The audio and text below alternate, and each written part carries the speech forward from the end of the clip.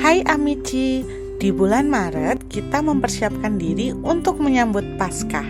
Bulan ini juga dipenuhi kisah inspiratif para kudus. Siapa sajakah orang kudus yang kita peringati di bulan Maret ini? Berikut beberapa kisah orang kudus di bulan Maret. 1 Maret, Santo David dari Wales. Santo David adalah seorang uskup di Wales, Inggris pada abad ke-6. Uskup David terkenal sebagai seorang uskup yang saleh dan aktif mendirikan banyak biara. Kurang lebih ada 12 biara yang didirikannya selama hidupnya. Dari antara biara-biara itu, biara Menevia di bagian barat daya Wales adalah biara pusat sekaligus menjadi tempat tinggalnya. Bapak Uskup menulis sendiri regula atau peraturan hidup membiara untuk para biara-biara yang didirikannya. Ia berusaha agar para biarawan senantiasa hidup dalam kekudusan. Mereka harus membajak tanah sendiri tanpa boleh menggunakan hewan. Harus minum hanya air dan makan hanya roti dengan garam. Serta menghabiskan malam-malam dalam biara dalam doa yang khusyuk. Ia sendiri memberikan teladan dengan menjalani semua aturan hidup biara dengan sangat ketat. Ia dikanonisasi pada tahun 1120 oleh Paus Kalistus II dan diangkat sebagai pelindung Wales. 2 Maret, Santa Agnes dari Praha. Santa Agnes dari Praha adalah putri Raja Bohemia yang sekarang adalah wilayah Republik Ceko. Pada usia 8 tahun, Agnes dipertunangkan dengan Pangeran Henry, putra Kaisar Frederick II dari Kekaisaran Romawi Suci.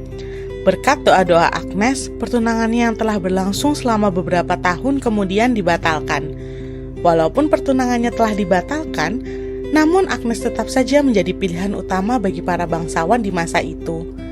Menikah dengan Putri Agnes secara politis akan sangat memperkuat posisi mereka dan menjadikan kerajaan Bohemia sebagai sekutu.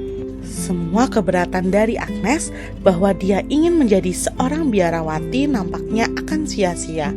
Namun, Agnes tidak mau menyerah.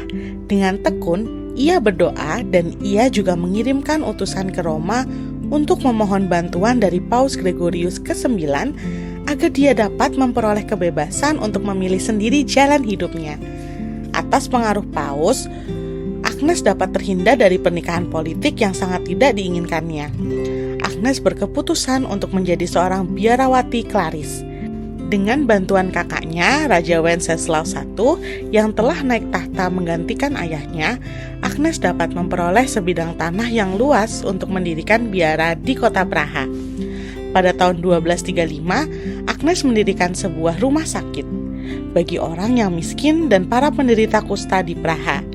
6 abad kemudian, ia dibeatifikasi oleh Paus Pius ke-9 pada tanggal 3 Desember 1874 dan dikanonisasi oleh Paus Santo Yohanes Paulus II pada tanggal 12 November 1989. 7 Maret, Santa Perpetua dan Santa Felicitas. Santa Perpetua dan Felicitas hidup di Kartago, Afrika Utara, yang sekarang merupakan negara Tunisia pada abad ketiga. Pada masa itu terjadi penganiayaan yang hebat atas orang-orang Kristen oleh Kaisar Septimus Severus. Perpetua yang berusia 22 tahun adalah putri seorang bangsawan kaya. Semenjak kecil, ia selalu mendapatkan apa saja yang ia inginkan. Tetapi ia sadar bahwa ia mengasihi Yesus dan iman Kristianinya jauh lebih berharga dari apapun yang didapat dan ditawarkan oleh dunia. Oleh karena imannya itulah, ia menjadi seorang tahanan yang siap menghadapi hukuman mati. Santa Perpetua bersama pelayannya Santa Felicitas menghadapi kemartiran mereka dengan gagah berani. Mereka dijadikan mangsa binatang-binatang buas dan kemudian dipenggal kepalanya.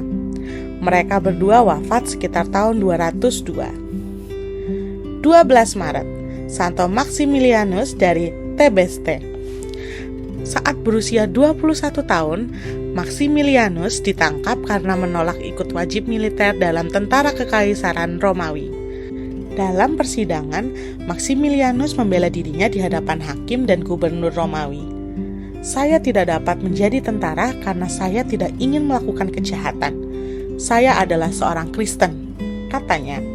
Ketika diancam dengan hukuman mati, ia berkata dengan lantang, "Saya tidak akan mati apabila saya meninggalkan dunia ini. Saya akan bersatu dengan Kristus Tuhanku."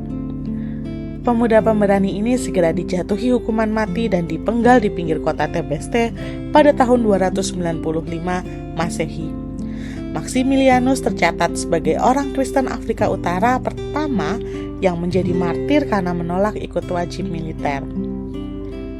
19 Maret, Santo Yusuf. Santo Yusuf adalah seorang santo besar. Ia adalah suami Santa Perawan Maria. Yusuf memperoleh hak istimewanya untuk merawat putra Allah sendiri, Yesus, serta bundanya Maria. Yusuf seorangnya miskin sepanjang hidupnya. Ia harus bekerja keras dalam bengkel tukang kayunya, tetapi ia tidak berkeberatan. Ia bahagia dapat bekerja bagi keluarga kecilnya. Ia amat mengasihi Yesus dan Maria. Apapun yang Tuhan ingin ia lakukan, Santo Yosef segera melakukannya. Tak peduli betapapun sulit hal tersebut. Ia seorang yang rendah hati serta tulus hati, lemah lembut serta bijaksana. Pada abad ke-8 dan ke-9, pada tanggal 19 Maret, ditentukan sebagai hari raya utama Santo Yusuf. Pada tahun 1955, Sri Paus Pius ke-12 memaklumkan pesta Santo Yusuf Pekerja yang dirayakan pada tanggal 1 Mei. Pesta ini menekankan martabat pekerjaan dan keteladanan Santo Yusuf sebagai pekerja dan untuk menyatakan kembali keikutsertaan gereja dalam karya penyelamatan Allah. 22 Maret, Santo Octavianus. Santo Octavianus adalah seorang archdeakon atau diakon agung di Kartago, Afrika Utara yang hidup pada abad ke-5. Ia menjadi martir bersama lebih dari 4.900 umat Kristen di Afrika Utara pada masa penganiayaan oleh bangsa Vandal. Raja Vandal Hunerik, yang adalah seorang Aryan, membuang umat Kristiani ini ke padang gurun Libya agar mati kelaparan dan kehausan. Di sana juga mereka diperlakukan dengan begitu keji oleh bangsa Mur yang kafir. Santo Octavianus wafat pada tahun 484. 25 Maret, Santa Lucia Filippini. Lucia Filippini lahir pada tahun 1672 di Tarquinia, Italia Barat, Laut Roma. Ia dikenal sebagai pelaut pendidikan bagi kaum wanita Katolik di Italia. Sebagai seorang gadis yatim piatu, Lucia berhasil menarik perhatian Kardinal Martinus Barbarigo karena ketelatenan, kesalehan, dan bakat-bakatnya. Ia mendesak Lucia untuk belajar di sebuah institut pendidikan guru yang disebut Maestre Pie di Monte Fiascone dekat Tarquinia. Kemudian pada tahun 1707, Paus Clemens ke-11 meminta Lucia untuk mendirikan sekolah pertama di Maestre Pie di Roma. Tugas ini dijalankan dengan sukses besar hingga menghembuskan nafas terakhirnya pada tanggal 25 Maret 1732. Pada tahun 1930, ia dinyatakan kudus oleh Sri Paus Pius ke-11. 31 Maret, Santo Benyamin. Benyamin adalah seorang diakon berkebangsaan Persia. Ia hidup kurang lebih pada permulaan abad ke-5. Oleh karena kesalahan seorang uskup bernama Abdas, penganiayaan kepada umat Kristen mulai berkecamuk lagi. Uskup Abdas membakar kuil utama dewa orang-orang Persia. Mereka menangkap orang-orang Kristen dan menyiksa mereka hingga mati. Di antara orang-orang Kristen yang ditangkap itu, ada diakon Benyamin yang sama sekali tidak terlibat dalam tindakan pembakaran kuil kafir itu. Diakon Benyamin dianiaya dengan kejam. Kebetulan ada seorang Romawi yang mengenal baik Benyamin. Ia memohon kepada Raja Persia agar membebaskan Benyamin. Permohonan ini dikabulkan Raja Persia, tetapi dengan syarat Benyamin tidak boleh lagi mewartakan Injil atau menyebarkan agama Kristen di kalangan orang Persia. Mendengar syarat pelepasan itu, Benyamin dengan gagah berani menolak persyaratan itu. Seperti Santo Petrus dan Yohanes, Benyamin menjawab, "Tidak mungkin saya tidak mewartakan Kristus dan Injilnya." Karena jawaban ini, Benyamin dihukum mati pada tahun 424. Banyak juga ya kisah inspiratif para kudus di bulan Maret ini. Semoga kisah ini menginspirasi kita semua untuk menjadi pribadi yang lebih baik dan meneladani kebaikan mereka.